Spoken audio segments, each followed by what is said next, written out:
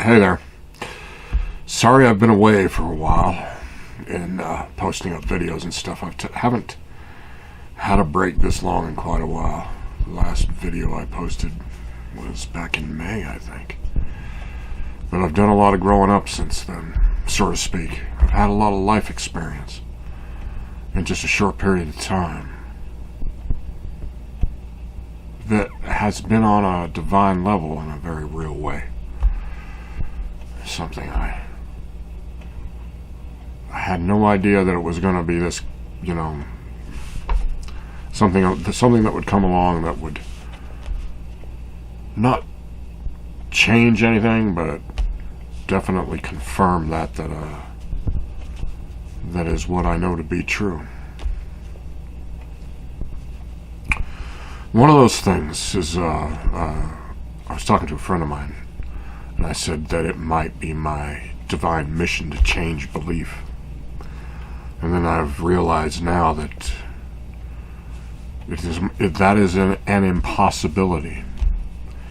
See, as God and the identity of Christ through the story of Lazarus tells me personally, is that, look, you could raise them from the dead, and if they didn't believe that such things were ever possible, they would never believe they were ever dead. Really is how God kind of tells me the story through this, through Christ in the story of Lazarus.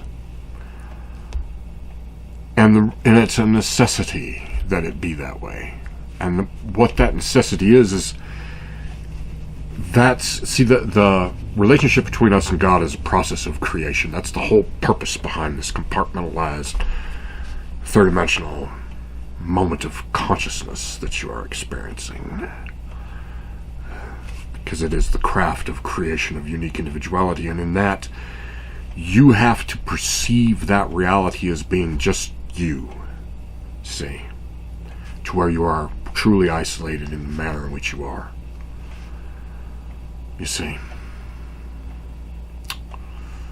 because that's what's necessary for you to achieve individuality, is to exist in your own universe, so to speak, your own state of consciousness in that way, that it is very compartmentalized, and that's a necessity in order to achieve individuality, which is why no one can truly change belief. It just ain't gonna happen. I mean, no one is ever gonna change belief because you may out-argue somebody. Or no one is gonna really consider themselves to accept a judgment simply because of putting them through some kind of punishment. I mean, you may think that you're going to change belief by torturing somebody, like the Quran says. Quran's pretty heavy on that. How it is a kind of like authorization for some of the most extreme physical tortures ever, in order to force upon a person a belief. And the irony truly is, as said by Christ, is that you cannot change belief at all.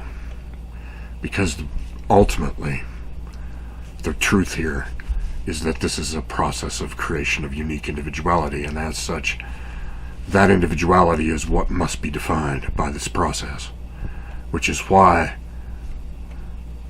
the desire and belief that one can change belief, that one is so authorized, is not true, because that is not our relationship to God. Belief is something that cannot be legislated, that should not be legislated, that cannot exist as governance in the idea of what is our relationship to God and all. Belief in that's something that cannot be governed, because of the individual experience of creation that is upon a person, and the fact that God has a unique relationship with every human being. Because of that connection that is still present, that one cannot be aware of, and therefore do not break one of one's individuality. That's the true consequence of such an awareness. If you were to know that God was real, then you would lose your sense of individuality, because it would be as it was for Moses. The inability to deny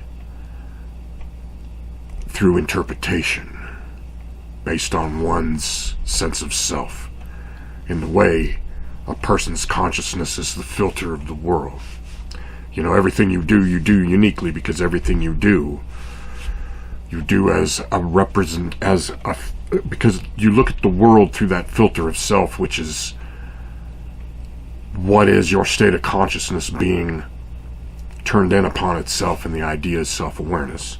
You are aware of your uniqueness, and your consciousness is turned in that way as you are isolated in time and space and mass, to then experience a compartmentalized state of consciousness.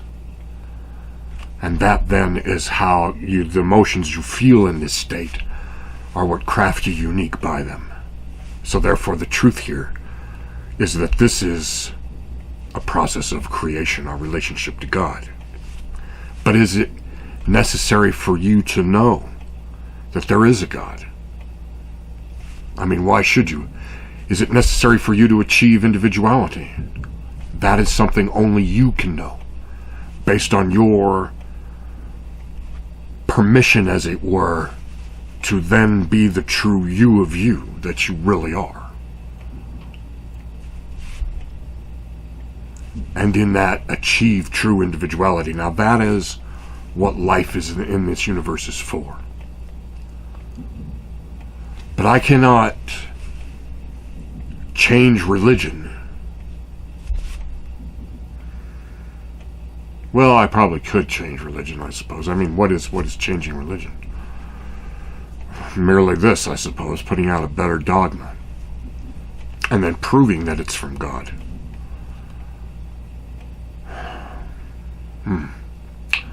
Well, I'm about to run out of batteries. Boy, I got lost in this one. Let me change the battery. I'll be right back.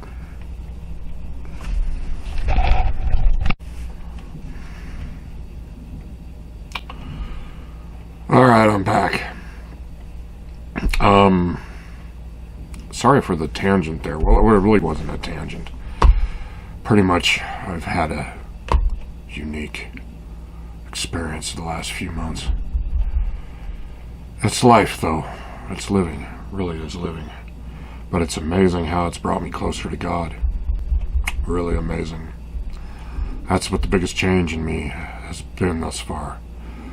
That it's the kind of change that's going to last for a decade or more and get me through all of what's coming up, I think. But I've definitely had several unique experiences. Anyway, I posted something up on Facebook that I want to read to you.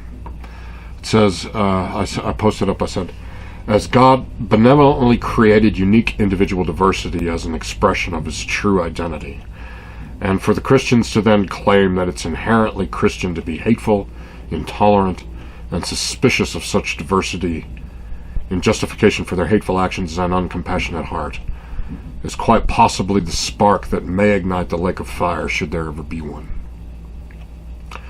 If a so-called Christian cannot feed the starving from nothing, heal the sick and wounded with a touch, walk on water by the force of will, and raise the dead back to life, then they cannot claim to be better than anyone, or are authorized to judge anything having failed to even be remotely Christ-like. See, it's just like their deal with Leviticus, how they keep preaching out of that, saying that gay people need to be in death camps. And yet, I don't know of a damn Christian church anywhere that sacrifices a cow. So, they can basically shove it up their ass because they don't know the truth of God. The truth of God is that he does not exist in a state of governance because that is not his relationship to us. He desires a society of diverse equals that he may then live among as someone other than God, as not a king, because we will be beyond the need of governance. I mean, they are so primitive in their idea as to what our relationship to God is that they actually think there's some antithetical will here that gives them justification to then demand perfection from the rest of us. Because they think that's what God demands, with them as the enforcers of that concept of perfection, which then is how they preach this one life lived in one way only kind of thing. And with that, they criminalize people like me,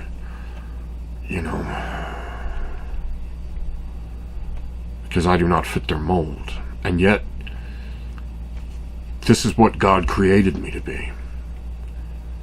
To then now say, in this identity, as someone who is gay and disenfranchised by the church, and yet someone who is closer to God than they can ever hope to be, now calls them what they truly are: something other than Christian.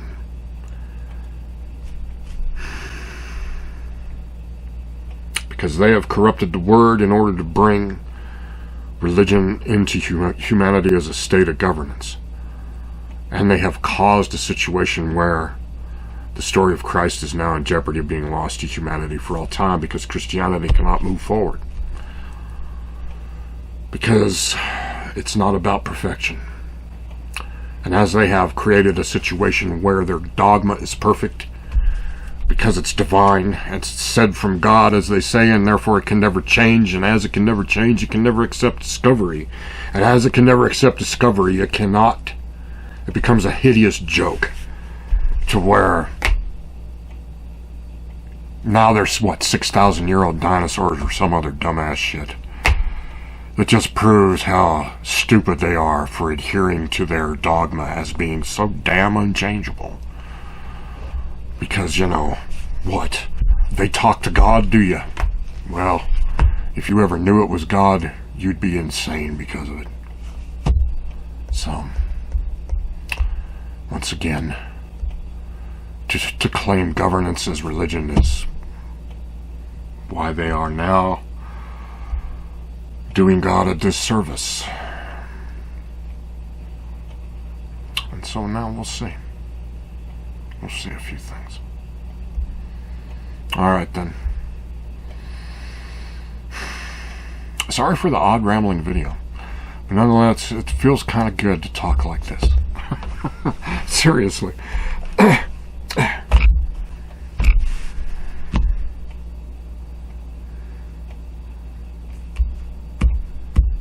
I don't know what else to say, but I have a feeling things are going to start getting a little better, maybe. That's for sure. Alright. So, I'll talk to you soon.